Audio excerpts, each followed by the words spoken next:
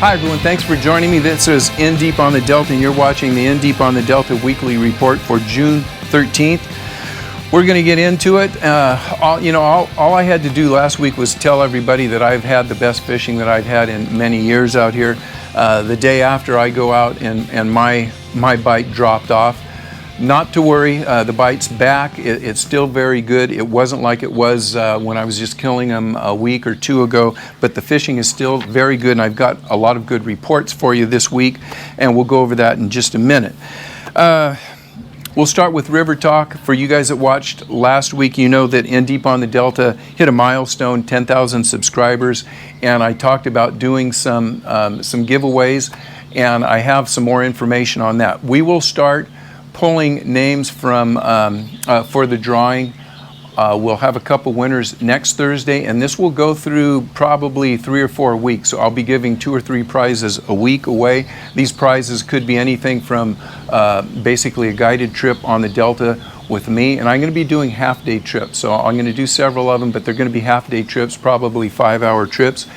They could be a tackle package, they could be a gift certificate, they could be something from a local bait maker that I'm going to have some of the local bait makers that have supported the channel. I'm going to have them put together some packages, and we're going to hit those guys up, and there's going to be some really nice prizes.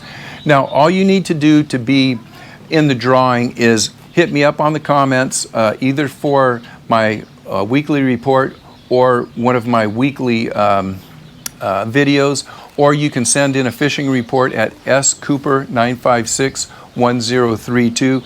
As long as you've done that, I know you're there, and I will be drawing a couple of random names every week. We will be pulling our first prizes next Thursday on the report. I'll let you guys know. I will announce the winners, and all you'll have to do is send me your contact information, and we'll figure out how we can get together and get you those prizes. For you guys that sent in comments last week or the last couple weeks or a report, you guys are already in. So if you want to keep sending in the comments, send them in. But to anybody that's responded to the channel in the last few weeks, you guys are already in. The first prize next week will be a guided trip with me. Second prize will be a really nice bait package from River to Sea, and River to Sea has really backed me up the last couple of years, especially when it comes to providing prizes and things for the high school teams when I go out and talk to them. So I've got a really nice bait package from River to Sea with biggies in it. It's got some spinner baits, it's got rover, it'll have a whopper plopper, it'll have a bubble walker, and several other River to Sea baits. So that's coming down the pipe, and with that, let's get right into the report. We've got a lot to talk about. I'm going to try to run through this quick, but a lot to talk about and a lot of good things going on the river. River conditions, water temps 78 to 80 degrees. You're going to see 2 to 4 foot of visibility, at least in the central delta. I know Rob from the Bass Hole is talking about that same visibility down around Frank's Track. And it's kind of a brownish colored water. It's not chocolate by any means, but Rob thinks it's due to the high winds in the evening. When you have low tide, that tends to cloud up the water a little bit. I've been seeing a lot of wake boats out here. I think that has something to do about it. But 2 to 4 foot viz, nothing that's going to hurt the fishing. That's just what you can expect out here. There's light fishing pressure on the weekdays. I'm going to have to say medium to heavy pressure on the weekends. Fewer sea lions out here than I've seen in the last couple months. The beaver and the otter, they've got to be doing their nocturnal things because they're just not out in the daytime. I haven't seen as many beaver and otter out here. They're not tearing everything up, getting in front of you and messing up your fishing. There are more skiers, wakeboarders, and jet skiers out there, and that's, they have as much right to the water as we do, so share the water with them, be safe, and try to get along out there. All right. Let's talk about reports, and I'm going to start off with Joe from Core Fishing again today, and I'll tell you, Joe has been the man with the plan when it comes to catching these big teener stripers that are out here. Got another picture of Joe. Just sent me this picture. He didn't talk a whole lot about how he caught it, but I know Joe is casting big baits, a lot of top waters, a lot of wake baits and things. So Joe is still on the on the bite. And like I said, I'm going to try to get a hold of Joe, and we're going to do a striper video, and I'm going to try to figure out how Joe is catching all these nice fish. David Lee, a friend of mine and a friend of the channel. David has been sending reports, almost weekly for the last couple years. I know Dave, he's a good fisherman. He is a disciple of Bobby Barrett. He used to fish with Bobby a whole lot. So David knows what's going on out here, and he's put in a lot of trips. His report was he had the best multi-species day he's ever had on the Delta. Might have been somewhere out around Old River.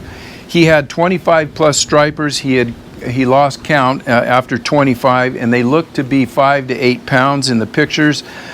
He also got largemouth bass to 5 pounds 2 ounces. He was done by 9 o'clock. Bait, as you could probably guess, was a chatterbait, and it looked like a darn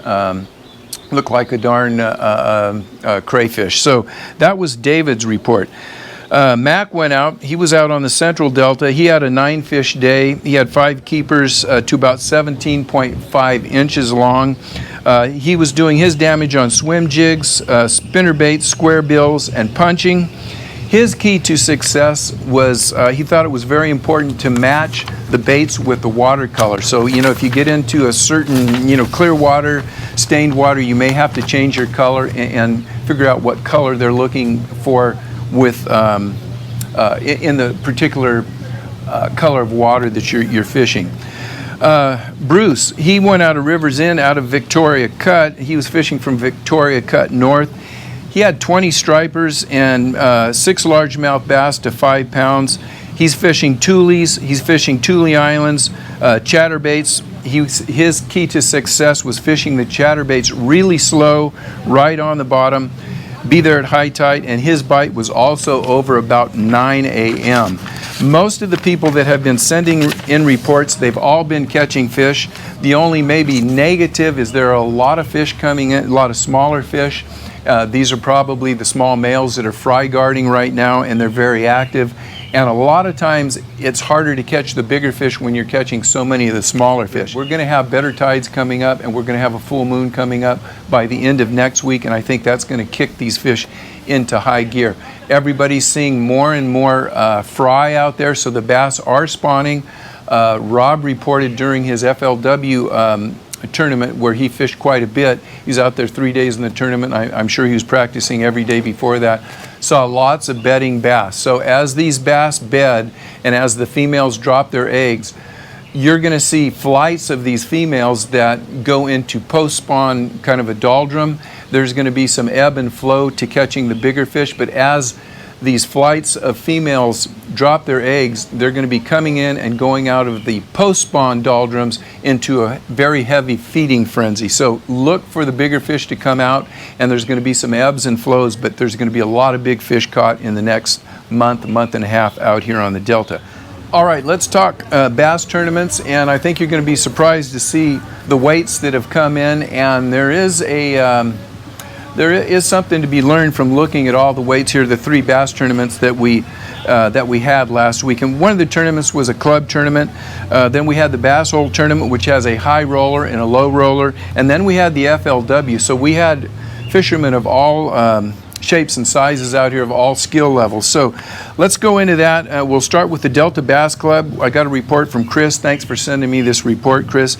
They had a small club tournament, 13 boats, 12.8 pounds was first place. Congratulations to Guillermo.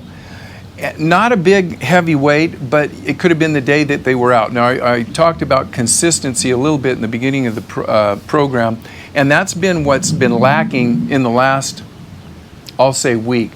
There's good days and there are tough days. I imagine the day that the Delta Bass Club was out there, they had some pretty tough fishing conditions. So 12.8 won first place. Guillermo won with drop shot.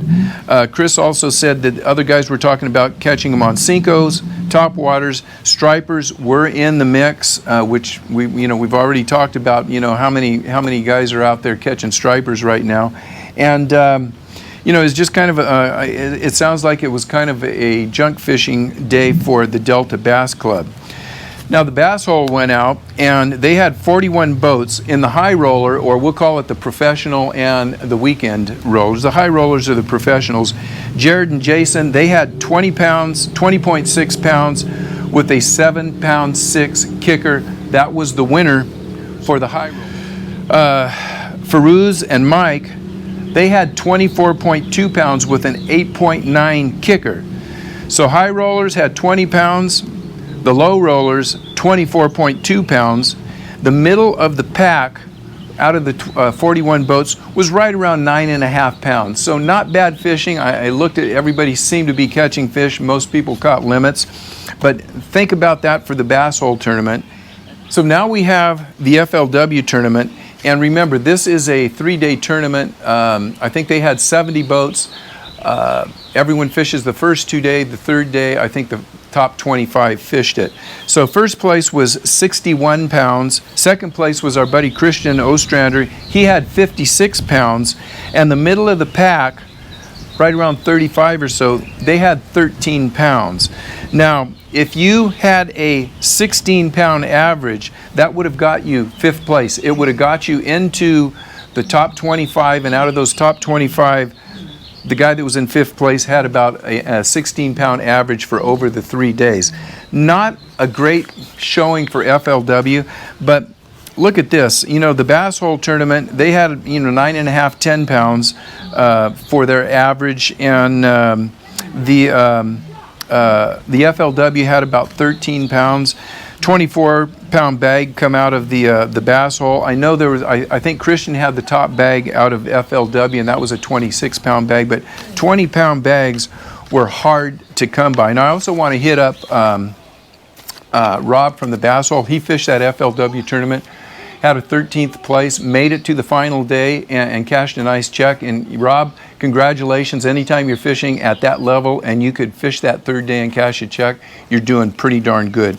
So take that into consideration. Even I don't care if it's the local guys out here, if it's FLW, everybody's catching fish, and there's just a lot of talented anglers out here on the Delta, and it doesn't matter if you're fishing a team tournament, you're fishing the bass hole, you're a low roller, you pull in 24 pounds, you can do it out here. It's this place, the potential for the Delta right now is high, and anybody could put a big bag or a big fish in the boat any day.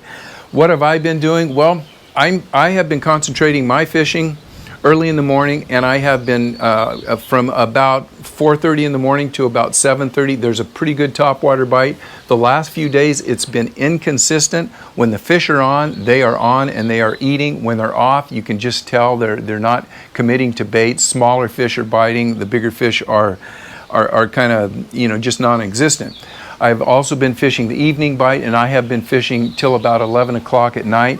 I can tell you that with the no moon phase that's coming up, after dark, when that bite tapers off about 9 o'clock, it just hasn't been a good after dark bite.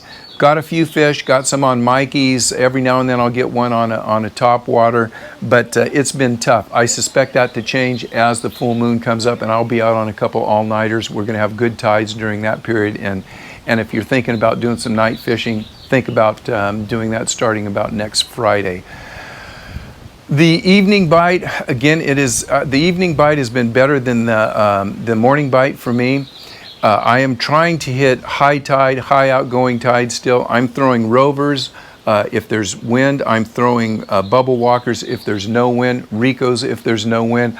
I am getting a few big fish on wake baits, but the bigger fish have been less consistent.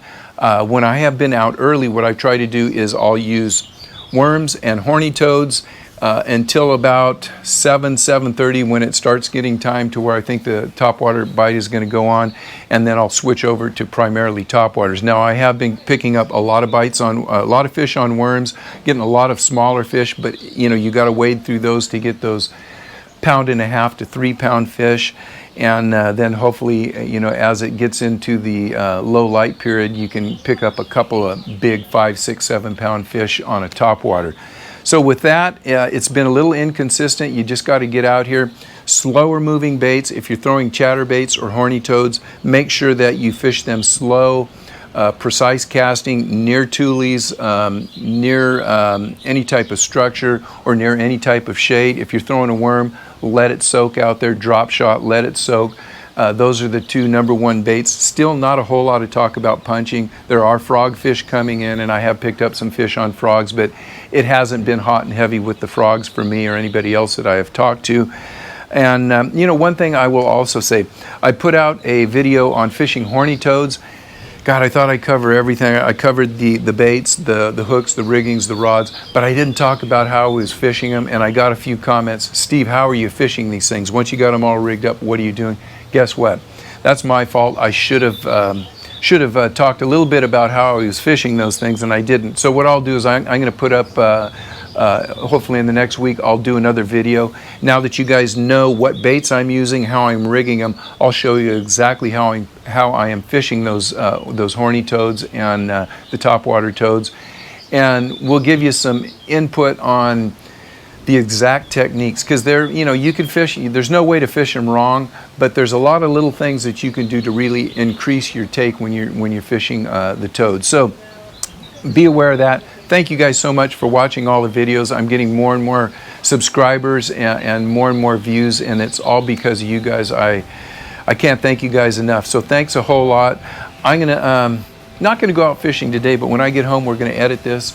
I'm gonna get everything ready for tomorrow morning, and I'm gonna get out there and start fishing it hard the next 3 or 4 days. So I got some good reports for you next week. So get out there, start fishing, send me a report. Thanks for watching. Until next week, good luck.